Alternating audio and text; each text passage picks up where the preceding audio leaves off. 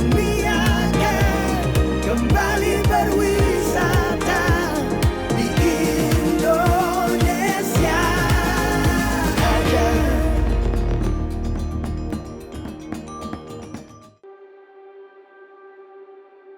Aku Salini, adalah mimpi-mimpiku untuk mengetahui lebih banyak tentang Indonesia. Banyak sudah waktuku habiskan untuk mencari lokasi wisata yang mampu memuaskan angan. Namun, pencarian itu selalu kembali tertuju pada Mandalika. Segala kisah tentang Mandalika seperti magnet yang terus menarik diriku. Desa Sade, desa yang mampu membawa kita semua seolah ke masa lalu. Melihat keseharian suku Sasak dengan kehidupan yang relatif sama sejak ratusan tahun lalu. Suku asli Lombok ini memang dikenal teguh menjaga tradisi.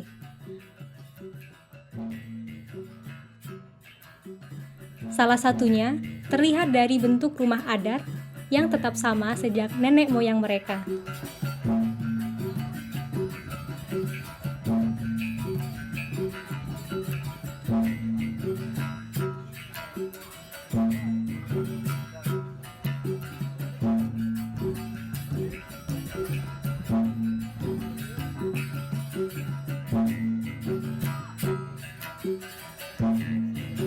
Sade adalah salah satu kampung atau dusun yang ada di Desa Rembitan, Kabupaten Lombok Tengah. Jadi kami bertempat tinggal di sini sudah cukup lama, sudah 300-an tahun ya, dari leluhur kami bertempat tinggal di sini. Jadi kami di sini masih mempertahankan tradisi, budaya, kemudian arsitektur bangunan-bangunan tradisional suku Sasak pun masih lestari di sini seperti yang bisa kita lihat nantinya. Kesederhanaan hidup di Desa Sade terlihat begitu kontras dengan keindahan kain tenun mereka. Rona warna dan aneka motif nan kreatif membuat kerajinan ini layak dijadikan sebagai adibusana asli Indonesia. Aktivitas menenun terus dijalankan dari generasi ke generasi. Setiap perempuan Sasak di Desa Sade wajib menguasai keahlian ini. Mulai dari memintal kapas menjadi benang, hingga menjalin berbagai benang menjadi sehelai kain. Kain-kain ini menurutku tak hanya cocok untuk busana tradisional. Padu padan dengan pakaian modern, ternyata membuatku merasa lebih istimewa.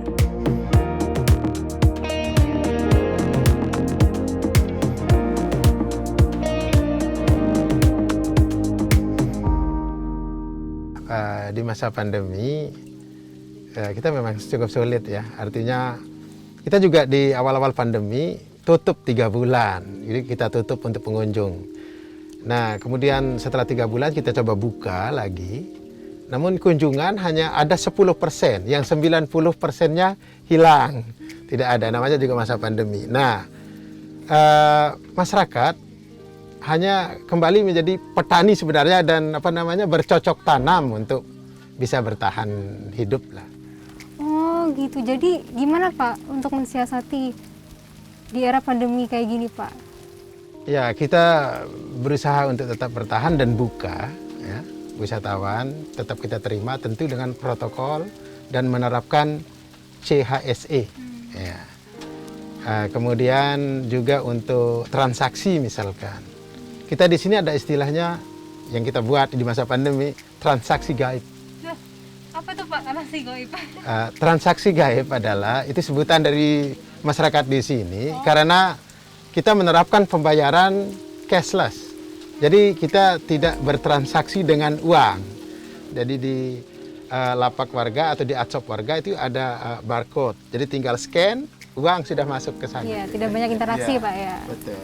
Jadi ini juga upaya kami untuk memutus mata rantai corona. Wah baik Pak, saya harap dengan adanya protokol yang sudah diterapkan, CHSE dan yang tadi transaksi gaib Pak ya. Gaib, ya. Semoga wisatawan akan berdatangan lagi dan merasa aman untuk berwisata ke Sade ini Pak. Baik, itulah yang kami harapkan. Terima kasih Mbak Salini. Sama-sama Pak. Semoga kita bisa bertahan dan sehat selalu di masa pandemi ini dan semoga wabah ini segera berlalu. Amin. Terima kasih Pak, mari. Yang matur tampiasi, terima kasih. Kami akan kembali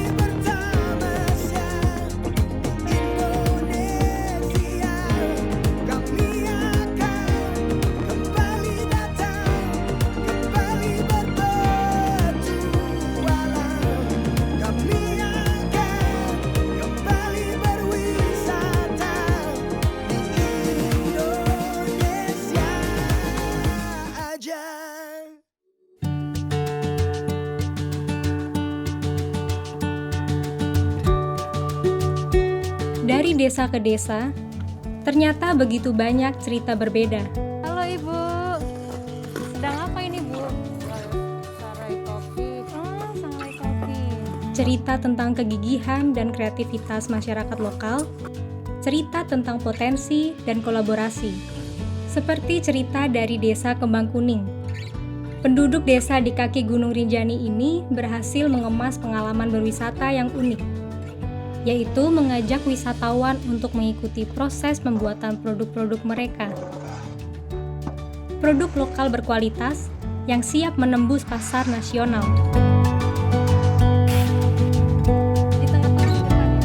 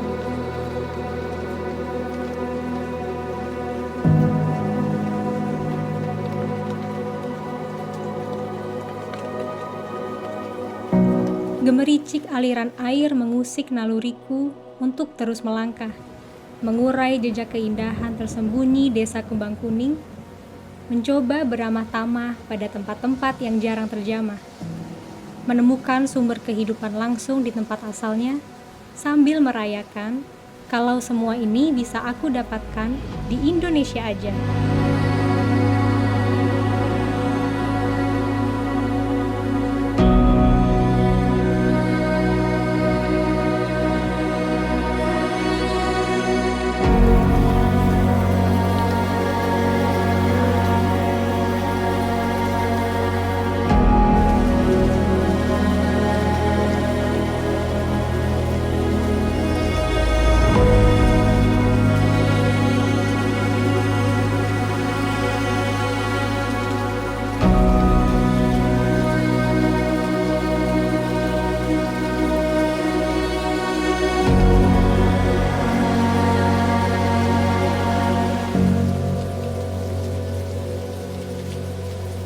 Kembali berpetualang, kami akan kembali bertamasya di Indonesia. Kami akan kembali datang, kembali berpetualang.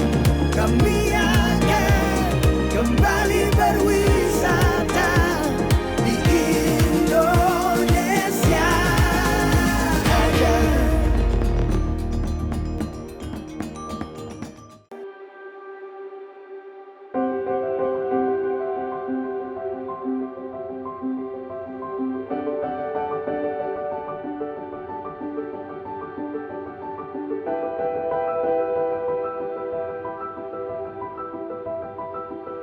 Rona Pelangi Mutiara sejak lama menjadi kebanggaan Mandalika. Tapi tak hanya itu, aku juga mendengar kalau kerajinan perak mulai berkembang pesat di daerah ini. Rasa ingin tahu pun membuatku penasaran ingin melihatnya secara langsung.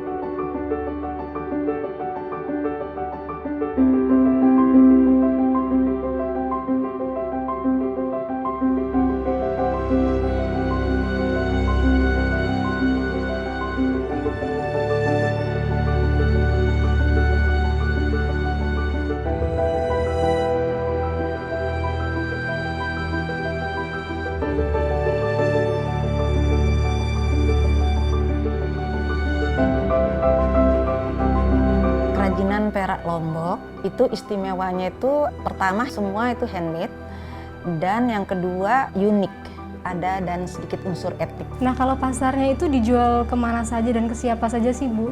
Dari awal saya usaha itu setelah saya masuk Jakarta dan saya sudah meluas, itu ya banyak yang menengah ke atas yang suka dengan barang-barang saya. Dan terus sejak tahun 2009 saya banyak yang permintaan dari negara tetangga sampai tahun 2017.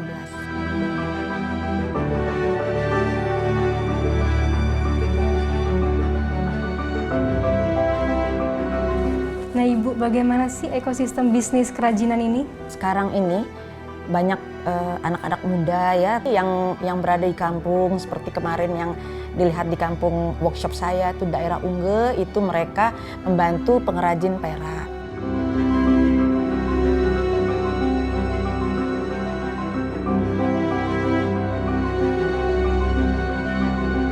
Nah, yang seperti kita tahu saat ini kan pandemi ya, Ibu ya. Itu berdampak besar nggak sih, Ibu, di bisnis Ibu? Sangat terasa besar sekali dampaknya selama pandemi ini di semua pengrajin dan juga karyawan ya. Perajin saya yang asalnya 30 orang itu sekarang 7 orang. Jadi yang lainnya itu petani dan buruh bangunan, tapi saya memikirkan juga mereka untuk usaha ini tetap jalan sedia kala ya. Saya memakai semua marketing by online. Jadi saya membuat yang menunjang protokol kesehatan sebagai konektor masker, kalung masker supaya terjangkau untuk semua kalangan.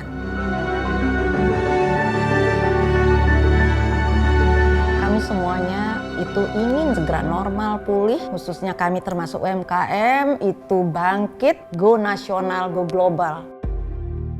Dari keindahan kalung ini, sekarang aku jadi lebih tahu tangan-tangan terampil para perajin lokal ternyata berhasil menyulap perak dan mutiara dari bahan-bahan alami menjadi perhiasan yang begitu menawan hati. Kerajinan yang disukai hingga ke luar negeri ini membuatku lebih percaya untuk terus mengajak kita semua beli kreatif lokal.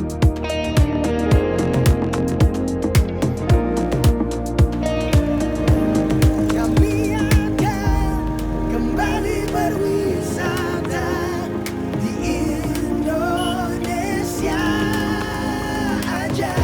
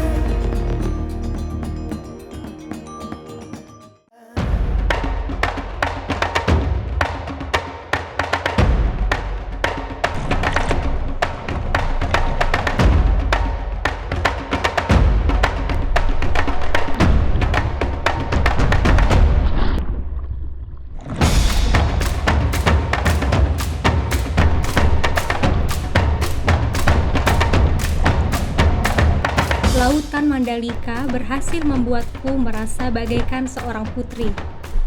Meliuk dan terus menari di atas papan selancar, sekaligus menghapus dahagaku akan ombak-ombak yang besar.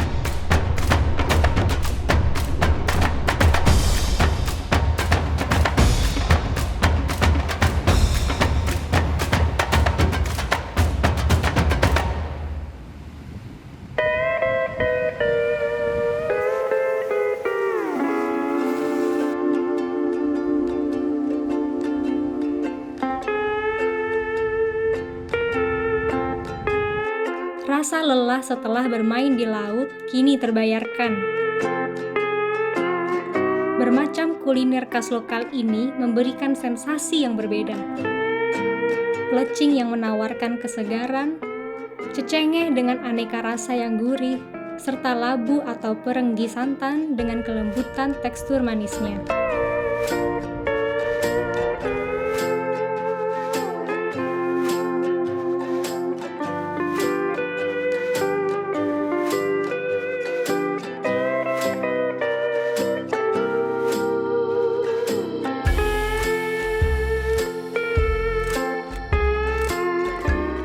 Buih yang meresap ke dalam pasir pantai seolah menggoda diriku. Terus mengajak untuk sekali lagi menari di atas gelombang lautnya. Menyatu dengan debur ombak, memenuhi panggilan diri di Mandalika.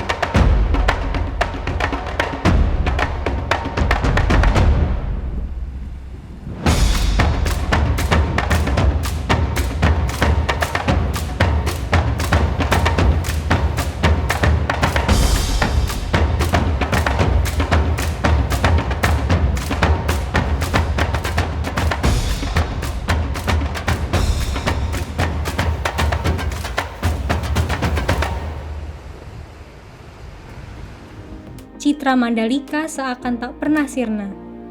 Pesona alami yang tak luruh terkena pandemi. Semangat para penduduknya pun selalu berhasil menarik hati. Seperti cerita sang putri yang baik hati dan rupawan. Siapapun yang melihat Mandalika, pasti ingin segera datang untuk meminang keindahan dan segala keramahan di dalamnya. Ada tempat yang terkenal karena sejarahnya. Ada juga yang terkenal karena keindahan alamnya, tetapi Mandalika punya semuanya. Perpaduan tradisi dan kreasi, tumbuh subur di antara debur ombak dan sinar matahari. Hari ini aku merasa beruntung, bisa menemukan dan merasakan segalanya, datang dan menjadikan semua pengalaman sebagai catatan, menghapus keraguan untuk tetap di Indonesia aja.